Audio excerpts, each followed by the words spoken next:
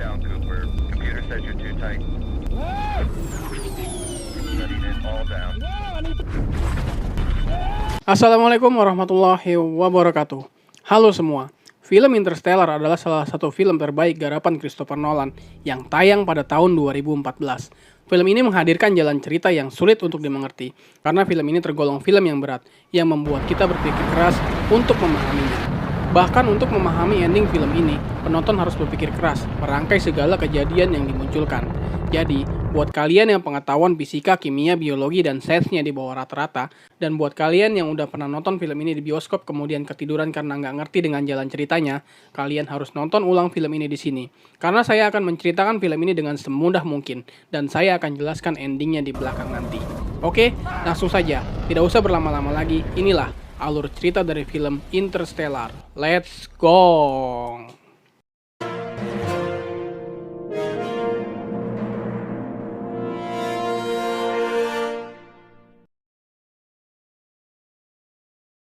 Di awal film, kita akan diperlihatkan tentang keadaan bumi yang sedang sekarat.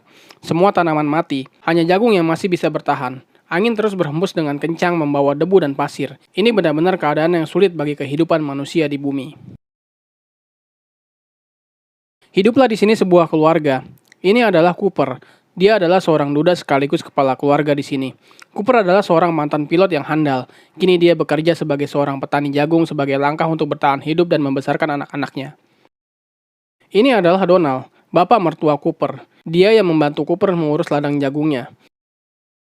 Dan ini adalah Tom, dia anak laki-laki Cooper. Dan ini adalah Murph, anak perempuannya Cooper. Murph tinggal di sebuah kamar, yang di kamarnya itu dia sering sekali melihat kejadian-kejadian aneh, sehingga dia menyangka kalau di kamarnya itu ada hantunya. Suatu hari Cooper ingin mengantar kedua anaknya ke sekolah, tapi di tengah perjalanan, mobil yang mereka tumpangi mengalami pecah ban, sehingga mereka harus menepi dan menggantinya.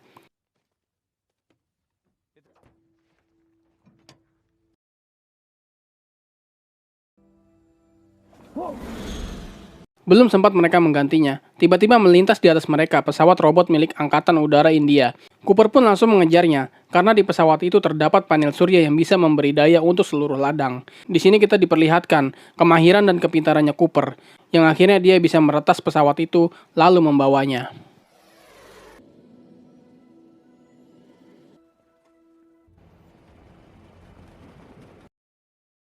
Kemudian Cooper diberitahu oleh Donald kalau mesin-mesin yang digunakan untuk mengerjakan ladang rusak lagi. Semua mesin-mesin alat berat itu bergerak sendiri dan berhenti menghadap ke kamar Murph, seolah-olah ada magnet yang menariknya dan mengganggu kompasnya. Cooper mencurigai kamar Murph yang diduga ada hantunya itu dan mendatanginya. Sampai di sana, Cooper melihat buku-buku berjatuhan. Murph yang sudah sering mengalami hal itu di kamarnya mengatakan kepada Cooper bahwa rusaknya mesin-mesin itu tak ada hubungannya dengan buku-buku yang jatuh seperti yang pernah Cooper katakan waktu dulu. Murph mengatakan kalau dia sedang menganalisanya dengan menghitung ruang kosong dari buku-buku yang jatuh itu. Murph bilang itu seperti pola sandi Morse, seolah hantu itu ingin berkomunikasi dengan kita dengan sandi Morse itu. Tapi Cooper menyangkalnya kalau dia juga tahu soal sandi Morse dan tidak mungkin kalau rak buku ini berkomunikasi dengan Murph. Kemudian film dilanjutkan di sebuah pertandingan baseball. Cooper mengajak Donald dan anak-anaknya untuk menonton pertandingan baseball. Tapi, di tengah pertandingan, badai terjadi lagi. Semua penonton pun berhamburan. Begitu juga dengan keluarga Cooper. Mereka bergegas kembali ke mobil dan pulang ke rumah. Sampai di rumah, Cooper memerintahkan untuk menutup semua jendela. Seketika itu juga, Murph teringat dengan kamarnya dan langsung berlari menuju ke sana. Cooper yang melihat Murph berlari dengan tergesa-gesa, kemudian dia mengikutinya. Dan ketika sampai di kamar Murph, fenomena aneh pun terjadi lagi di sini. Debu-debu yang jatuh ke lantai kamar Murph membentuk sebuah pola, seperti sebuah barcode, membentuk garis tebal dan tipis. Tentu saja ini bukan suatu hal yang kebetulan. Cooper yang penasaran dengan hal ini terus saja memandanginya sepanjang malam, sambil mencari tahu fenomena apa ini sebenarnya. Pagi harinya Murph terbangun dan melihat ayahnya masih memandangi fenomena debu itu. Murph duduk di samping Cooper untuk menemaninya. Tiba-tiba Cooper mengingat sesuatu dan terus menganalisanya.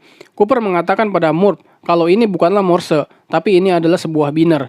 Biner adalah sebuah sistem penulisan angka dengan menggunakan dua simbol, yaitu 0 dan 1. Tebal itu 1 dan tipis itu 0. Cooper terus saja menganalisanya sampai dia terfokus pada sebuah kesimpulan, kalau garis-garis biner itu adalah sebuah koordinat. Kemudian Cooper langsung mengambil peta dan melihat koordinat yang ditunjukkan oleh debu-debu itu. Dan benar saja, koordinat itu menunjuk pada suatu tempat yang ada di peta. Lalu Cooper dan Moore pun pergi untuk mendatangi tempat itu. Sesampainya di sana, ternyata itu adalah sebuah tempat rahasia milik NASA. Cooper dipergoki oleh sebuah robot yang bernama TARS. Robot ini bisa bicara dan memiliki kecerdasan buatan layaknya manusia. Tak lama kemudian, datanglah seorang wanita yang bernama Emilia Brand. Dia adalah salah satu astronot wanita yang juga merupakan anak dari Profesor Brand. Cooper sendiri sudah mengenal Profesor Brand, karena dia pernah bekerja sebelumnya bersama Prof. Brand. Lalu, Cooper pun dibawa ke sebuah ruangan, yang di situ ada Prof. Brand dan rekan-rekannya. Profesor Brand pun menjelaskan kalau dirinya sedang menjalankan sebuah misi rahasia, yaitu mencari planet lain yang layak untuk dihuni, karena bumi saat ini sudah tak lagi layak untuk dihuni. Dan 10 tahun lalu, dia sudah mengirimkan 12 awaknya ke galaksi lain untuk mencari dan menganalisa planet-planet di galaksi lain yang bisa ditempati sebagaimana bumi. Dan kini mereka sedang menunggu untuk misi penjemputan. Lalu Cooper pun bertanya, apa yang akan dilakukan jika ada planet lain yang bisa dihuni? Profesor Brand pun menjelaskan bahwa ada dua rencana apabila ditemukan planet lain yang layak dihuni, yaitu Plan A dan Plan B. Plan A yaitu bahwa semua manusia di bumi akan dibawa dan dipindahkan ke sana dengan menggunakan pesawat raksasa luar angkasa, dan pesawat ini sedang dalam tahap pengerjaan. Hanya saja, Profesor Brand masih belum bisa memecahkan masalah gravitasinya. Kemudian Plan B, yaitu bom populasi. Lebih dari 5.000 sel telur yang sudah dibuahi akan dibawa ke sana dan akan dibesarkan dengan peralatan canggih yang ada di pesawat. Tentu saja, dengan mengabaikan semua makhluk bumi termasuk anak Cooper sendiri. Untuk itulah, Plan A lebih menyenangkan untuk dijalankan. Demi menjalankan rencananya ini, Profesor Brand meminta Cooper untuk pergi ke galaksi lain itu bersama rekan-rekannya. Profesor Brand berjanji pada Cooper, saat Cooper kembali nanti, Profesor Brand sudah menyelesaikan masalah gravitasinya. Sekarang masalahnya adalah Moore tidak mengizinkan ayahnya pergi. Meskipun Cooper sudah berjanji, dia pasti akan kembali. Tetap saja Moore tidak mengizinkannya. Kemudian Cooper memberikan sebuah jam tangan kepada Moore untuk meyakinkan Moore. Cooper mengatakan kalau di luar angkasa sana akan terjadi perbedaan ruang dan waktu. Bisa saja, waktu yang Cooper lalui di sana lebih lambat daripada waktu di bumi. Dan saat Cooper kembali, bisa saja Cooper dan Moore saat itu sudah seusia. Mendengar hal itu, Moore justru malah semakin marah. Karena itu artinya, Cooper sendiri tidak tahu kapan ia akan kembali. Dan Moore melempar jam pemberian ayahnya itu. Come on, Murph. I love you. Forever. I'm coming back. Akhirnya dengan sangat berat hati, Cooper pun pergi meninggalkan keluarganya dan berangkat untuk menjalankan misi mencari tempat tinggal baru bagi umat manusia. Tak lama setelah lepas landas, sampailah mereka di pesawat utama antar galaksi yang bernama Endurance. Dengan keahliannya, Cooper pun mendaratkan pesawatnya dengan sangat baik pada pesawat Endurance itu. Selanjutnya, mereka pun bersiap untuk pergi menuju galaksi lain yang tak terbatas. Dalam perjalanannya ke sana, Cooper dan kawan-kawannya tidur di dalam Zero Sleep, yaitu mereka tidur di dalam suatu tempat yang kondusif, semacam hibernasi, yang memungkinkan untuk memperlambat metabolisme tubuh mereka, agar saat terbangun nanti, kondisi mereka masih tetap sama seperti semula. Human race is going to be until while it catches its breath, sustain human life. Laura Miller's listed. And they all knew the odds. Saat sudah dekat dengan Saturnus, mereka pun terbangun, dan Romilly pun menunjukkan bahwa kita sudah dekat dengan lubang cacing itu, yaitu sebuah jalan pintas untuk masuk ke galaksi lain. Atau dengan kata lain, lubang cacing ini merupakan suatu struktur dalam ruang dan waktu yang dapat menghubungkan dua daerah yang berjauhan di alam semesta. Dan mereka pun bersiap untuk masuk ke dalam lubang cacing itu dan menuju dimensi yang lebih tinggi lagi.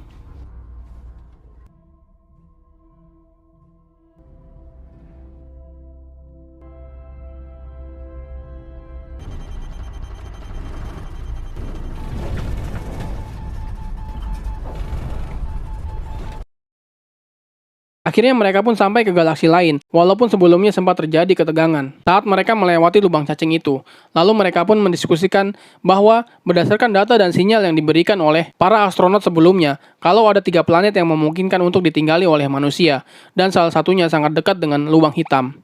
Berbeda dengan lubang cacing, lubang hitam atau yang disebut dengan gargantua itu merupakan bagian dari ruang waktu yang memiliki gravitasi paling kuat. Ia akan menyerap apapun yang berada di sekitarnya, bahkan cahaya sekalipun. Tak menunggu lama lagi, mereka pun segera berangkat menuju planet Milner, planet yang paling dekat dengan Gargantua itu, untuk mencari dan menyelidiki sumber sinyal yang mereka dapatkan. Cooper, Dolly, dan Amelia pun pergi melepaskan diri dari pesawat utama, sementara Romley tetap di pesawat utama untuk mengamati dan melaporkan. Baru saja mereka melepaskan diri dari pesawat utama, pesawat mereka pun bergetar dengan sangat kuat karena tarikan gravitasi dari Gargantua itu. Akhirnya, dengan kemahiran dan keahlian Cooper, dia pun mampu mendaratkan pesawatnya di planet Milner.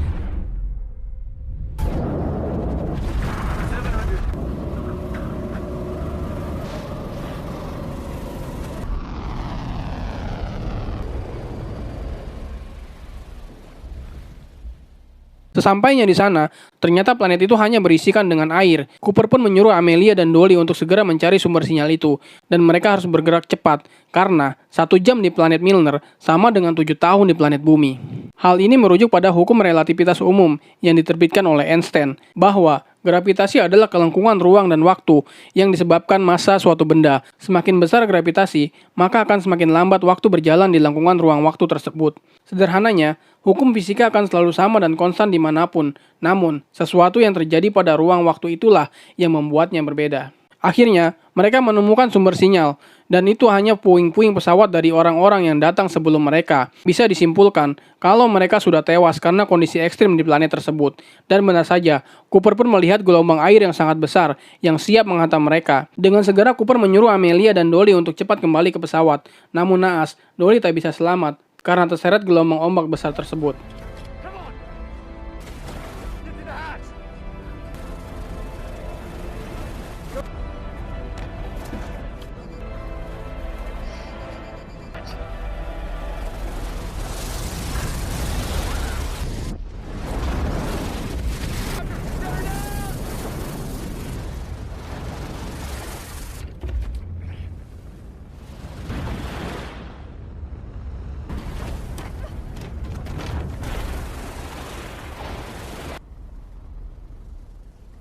Dengan sangat menyesal, Cooper dan Amelia akhirnya harus lebih lama lagi berada di planet itu karena mesin pesawat yang mereka tumpangi itu basah sehingga harus dilakukan pengeringan.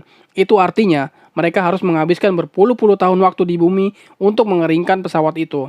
Setelah beberapa jam, tiba-tiba gelombang ombak besar selanjutnya datang. Cooper memaksakan pesawatnya untuk menyala dan akhirnya mereka pun selamat.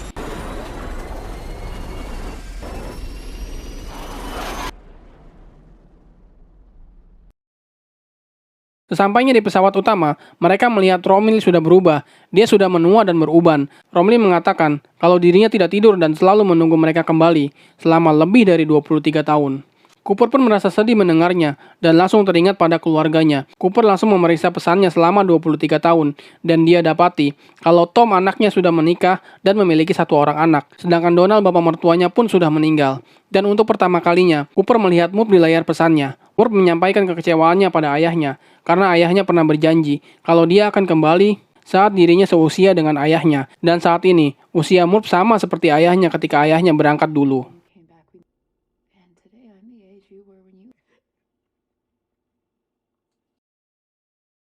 Kemudian film berpindah ke bumi. Terlihat kalau Murph saat ini bekerja di NASA bersama Profesor Brand dan mereka terus-menerus mencoba memecahkan rumus untuk membuat pesawat besar yang bisa mengangkut seluruh manusia. Sampai akhirnya terlihat kalau Profesor Brand sedang dalam keadaan sekarat dan Profesor Brand berkata kepada Murph kalau dia tidak akan pernah bisa memecahkan rumus gravitasi itu. Dengan kata lain, tidak ada jalan untuk menyelamatkan manusia. Selanjutnya, di luar angkasa sana, Cooper dan kawan-kawannya melanjutkan perjalanannya menuju planet kedua yang diduga layak untuk dihuni. Sesampainya di sana, ternyata planet tersebut hanya berisi bongkahan-bongkahan es yang tentu saja tidak layak untuk dihuni. Lalu mereka melihat sebuah pesawat milik astronot sebelumnya yang dipimpin oleh Dr. Mann, di mana dari pesawat inilah sinyal penyelamatan selalu datang. Mereka menghampiri pesawat itu dan membuka Aeroslip yang ada di sana, dan ternyata ada Dr. Mann di sana. Dan betapa bahagianya Dr. Mann ketika dia melihat ada Cooper dan kawan-kawannya untuk menjemputnya.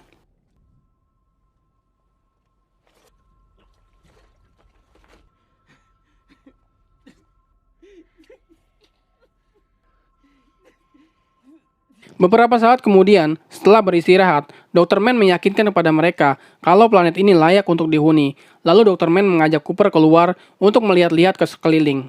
Namun sesuatu yang tidak terduga terjadi di sini. Dr. Mann mendorong Cooper ke jurang hingga Cooper terjatuh dan dapat disimpulkan bahwa Dr. Mann telah berbohong dan memanipulasi data bahwa yang sesungguhnya adalah memang planet ini tidak dapat dihuni. Dr. Mann mengirimkan sinyal penyelamatan hanya untuk mendapatkan pesawat mereka dan segala amunisinya agar dia bisa bertahan hidup lebih lama di sana. Dengan kejadian itu, akhirnya Romley pun harus tewas karena ledakan pesawat milik Dr. Mann.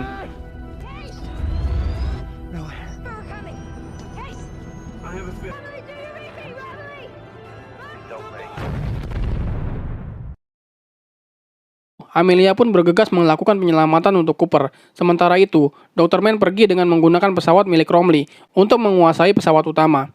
Karena pendaratan yang tidak sempurna pada pesawat utama, akhirnya pesawat Dr. Mann pun meledak dan Dr. Mann pun tewas. Docking, I repeat, do not attempt docking.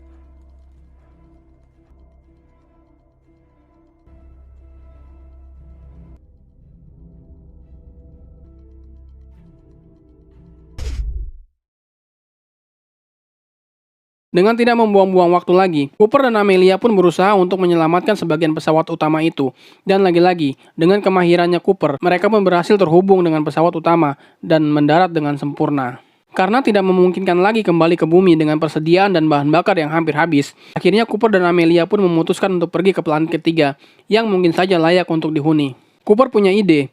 Dengan memanfaatkan gaya gravitasi dari lubang hitam, dia akan melaju sedekat mungkin dengan lubang hitam, agar gaya gravitasinya yang kuat akan mendorong pesawatnya, sehingga hal itu bisa untuk menghemat bahan bakarnya. Di sini dapat kita saksikan betapa beraninya mereka berada sedekat itu dengan lubang hitam, dan terlihat di sana betapa kecilnya pesawat mereka jika dibandingkan dengan lubang hitam itu. Saat pesawat mereka mulai mendorong pesawat utama, TARS si robot pun memisahkan diri dari mereka dengan tujuan untuk mengurangi bebannya. Dr. Brent, see you on the other side, Coop. See you there, Slick! Namun yang tidak diduga, Cooper pun akhirnya mengorbankan dirinya dengan melepaskan pesawatnya dari pesawat utama dan membiarkan Amelia pergi sendiri ke planet ketiga yang mungkin saja layak untuk dihuni. You told me we had enough resources for...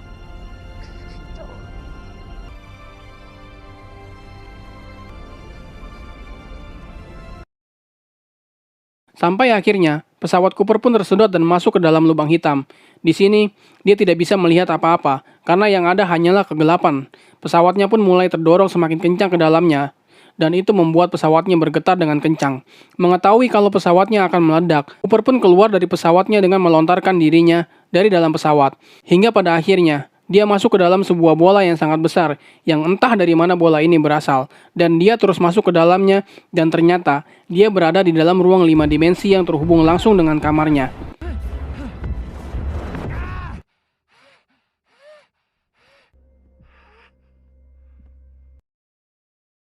Di sana dia dapat melihat Murph kecil dan melihat dirinya berada di sana. Cooper terus saja berteriak-teriak agar Cooper di dimensi yang lain itu tetap tinggal. Tapi mereka tidak dapat mendengarnya karena mereka berada pada dimensi yang berbeda.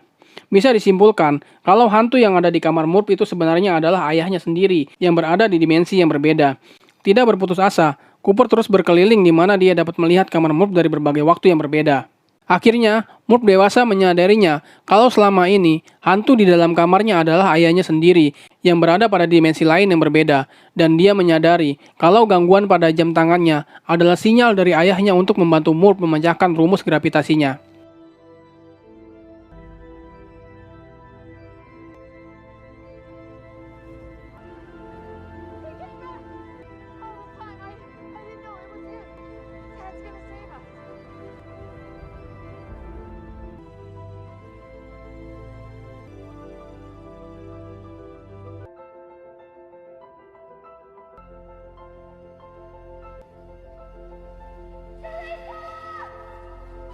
Setelah itu, terlihat ruang 5 dimensi itu pun tertutup, dan terlihat pesawat ruang angkasa di dekat Saturnus yang bergerak ke arah Cooper. Saat terbangun, Cooper pun sudah berada di sebuah rumah sakit yang ada di dalam pesawat tersebut, dan diketahui bahwa pesawat itu diberi nama dengan Stasiun Cooper, yang merupakan hasil penemuan anaknya yang bernama Murph P. Cooper.